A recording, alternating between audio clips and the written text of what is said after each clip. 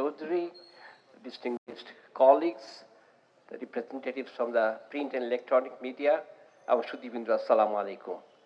আমি অত্যন্ত বয়োবৃদ্ধ, আমি 76 আমার বয়স, কিন্তু আমি তা সত্ত্বেও আমি আজকে এখানে এসেছি আমার প্রতিবাদ প্রকাশ করার জন্য।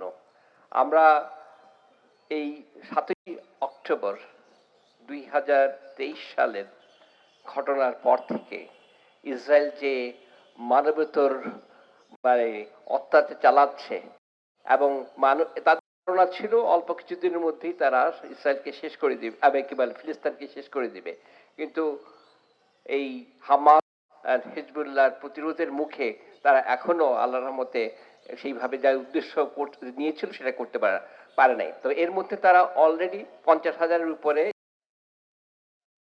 হচ্ছে মহিলা এবং শিশু। এবং এটা একটা ফিলসফি আছে, ফিলসফিটা হচ্ছে তাদের ইথনিক ক্লিনজিং, অর্থাৎ মানে সেই অংশগ্রহণ করতে না পারে যুদ্ধ বা বিগ্রহে, আর মাদের অংশগ্রহণ যাতে ফিলিস্তিনি সন্তান জন্মগ্রহণ নেয়। এবং এই জেনোসাইডের নতুন আরেকটা প্রক্রিয়া তারা আবিষ্কার করেছে, সেটা হচ্ছে রাফা দিয়ে যে আমাদের যে মানে হিউম্যানিটেরিয়ান এইডগুলো আসছে সেগুলো বন্ধ করে, অর্থাৎ তাদেরকে গুলি করে মারছে, বোম দিয়ে মারছে, একই সাথে তাদেরকে না খেয়ে এবং পানিতে কষ্ট দিয়ে তাদেরকে মারার পরিকল্পনা করছে। তবে আমি বিশেষ করে আমি বলতে চাই যে you have to meet fire with fire. যে যে ভাষা বুঝে সেই ভাষায় কথা বল। আমি এই মানববন্ধন বা এই প্রতিবাদ সভার সাথে সম্পূর্ণ একাত্মতা প্রকাশ করছি, আবার সারা বিশ্বময় এটা হচ্ছে। অতএব বিশ্ববাসী একটা মেসেজ তো অন্ততপক্ষে দিচ্ছে যে তোমরা যেটা করছো এটাকে আমরা, তবে এটা এর বিয়ন্ডে যাচ্ছে না। আন্তর্জাতিক কোর্টে কিন্তু নেতানিয়াহুর এগেইনস্টে অ্যারেস্ট ওয়ারেন্টও করেছে, কিন্তু ওকে অ্যারেস্ট করার ব্যবস্থা করতে পারলে ভালো হতো। তবে সবচেয়ে বড় কথা, the only solution is you have to meet fire with fire. এই যে মিডল ইস্টের যে রাষ্ট্রগুলোর কথা বলা হলো, তাদেরকে আল্লাহ অত্যন্ত অনেক ধন সম্পদ দিয়েছে। আমি দুইটা কথা বলতে চাই, সেটা হলো এক, পৃথিবীতে মানবাধিকার বলতে যে একটা কথা আছে সেই কথাটা আজকে আর মানুষ বিশ্বাস করতে চাচ্ছেন না। যত রকমের মানবাধিকার আছে সব লঙ্ঘন হচ্ছেন আজকে গাজাতে। এখানে শিশুদের মারা হচ্ছে, মেয়েদেরকে মারা হচ্ছে, মাদেরকে মারা হচ্ছে, পুরো একটা এলাকা ধ্বংস করে দেওয়া হচ্ছে। গাজা নামে যে একটা জায়গা থাকবে, হয়তো আগামী প্রজন্ম জানতেও পারবে না, এদেরকে আজকে এখান থেকে মেরে সরিয়ে দেওয়া হচ্ছে। এটা অন্যায়, এর প্রতিবাদ আমাদের করতে হবে। আমাদের আক্তার স্যার বলছেন আমাদের এরকম মানববন্ধন হয়তো কাজে লাগবে না, কিন্তু আমরা আসলে জানাতে চাই আমরা ফিলিস্তিনি লোকজনের পাশে আছি, আমরা থাকবো। আমি এই মুহূর্তে দাবি জানাচ্ছি স্টপ জেনোসাইড, যেটা আজকে আমাদের ব্যানারের মেইন থিম। আমরা আবারও বলতে চাই স্টপ জেনোসাইড। দ্বিতীয় আরেকটা কথা বলতে চাই, গাজাতে ধ্বংস হচ্ছে, অস্ত্র চালাচ্ছে সাধারণ মানুষের উপর, কিন্তু তার প্রতিবাদে আমরা যে প্রতিবাদটা করতেছি সেটা যাতে মানুষের মানবাধিকার লঙ্ঘন না হয় সেটা দেখতে হবে। বাংলাদেশে কিছুদিন ধরে কিছু ব্যবসা প্রতিষ্ঠান ধ্বংস করা হচ্ছে, আমার মনে হয় এটা ঠিক হচ্ছে না। ব্যবসা প্রতিষ্ঠানের সাথে ওদের হয়তো সম্পর্কও নাই, সেগুলো ধ্বংস করা যাবে না। আমরা আমাদের নিয়মতান্ত্রিক ভাবে আন্দোলন করব, প্রতিবাদ জানাবো এবং সারা বিশ্বকে সেটাকে আমরা জানাবো, কিন্তু আমরা এখানে যদি ধ্বংসলীলা করতে থাকি সেটা কিন্তু ঠিক হবে না। কিছুদিন ধরে হয়তো কোনো বাটা বা কোনো খাদ্যের দোকানে এখানে অনেক ধ্বংস হচ্ছে, আমরা সেগুলোর প্রতিবাদ জানাই এবং সেগুলো বন্ধ করতে হবে। আর আমি বেশি কিছু না বলে এখানে ফিলিস্তিনি লোকজনের প্রতি সহানুভূতি এবং সংহতি প্রকাশ করে আমার কথা শেষ করলাম। আসসালামু আলাইকুম। কিন্তু প্রশ্ন আমার, যে যে ভাষা বুঝে সেই ভাষায় কথা না বললে কোনো কাজ হয় না।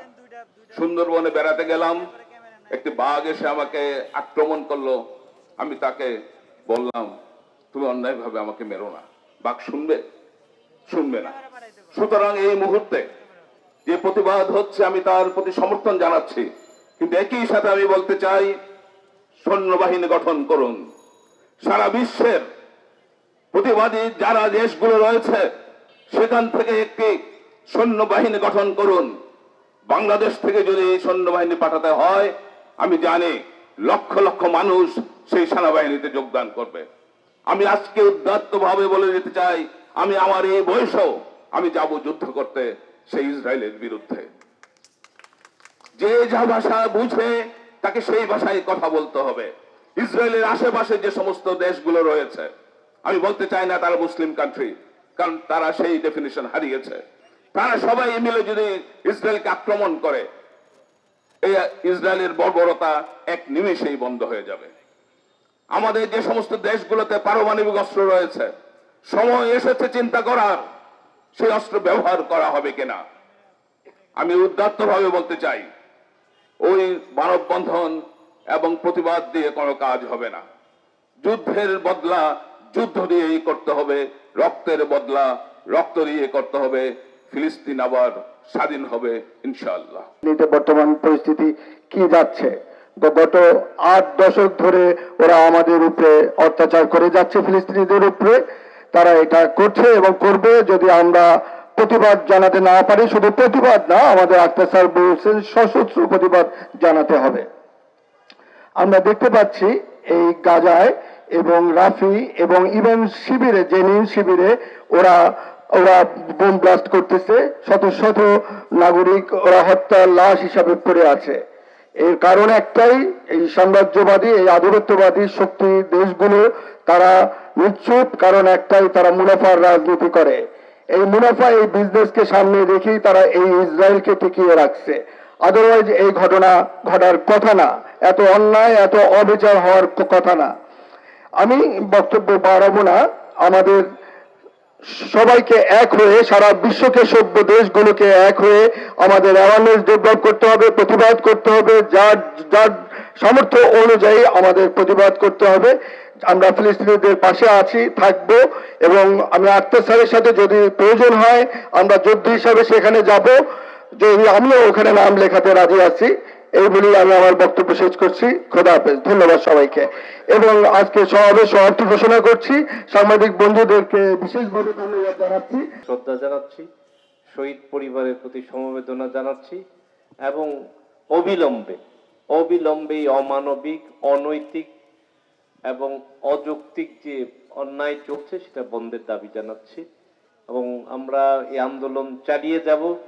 গত পরশু আমি বলেছিলাম একটা অনুষ্ঠানে, সেখানে বলে যাচ্ছি যে আমার মনে হয় এইভাবে আমরা করতে পারি কিনা, যে প্রস্তাবটা রাখছি যে সমস্ত শিক্ষা প্রতিষ্ঠানে যতদিন এই জেনোসাইড বন্ধ না হবে কালো পতাকা উত্তোলনের আমি দাবি জানাচ্ছি, অনুরোধ করছি সবাইকে সেটা চলুক। কেননা একদিন ঘটনা ঘটছে, কোনো প্রতিবাদ হচ্ছে, একটু তেমন জোরালো প্রতিবাদ হচ্ছে না, আবার থামছে, আবার হচ্ছে। সুতরাং আমার মনে হয় বাংলাদেশের সমস্ত শিক্ষা প্রতিষ্ঠান যদি কালো পতাকা উড়িয়ে আমরা ক্লাস করি, অফিস করি, বা কালো বেশ ধারণ করে, যতক্ষণ না এইটুকু আমাদের করতে, তাদের অবস্থা দেখি তারা কি অবস্থায় আছে, এই শিশুরা কি অবস্থায় আছে, মৃত্যু হচ্ছে, মৃত্যু পুরী। অতএব এটা এই জন্য প্রয়োজনীয় পদক্ষেপ এবং ওআইসির ভূমিকা জোরালো নয় বলেই আমরা মনে করি। সেটা শক্তিশালী ভূমিকা ওআইসি রাখুক বা বিশ্ব জাতিসংঘ রাখুক, সেই প্রত্যাশা করছি। আবার we strongly condemn Israeli barbarism. Thank you. আসসালামু আলাইকুম।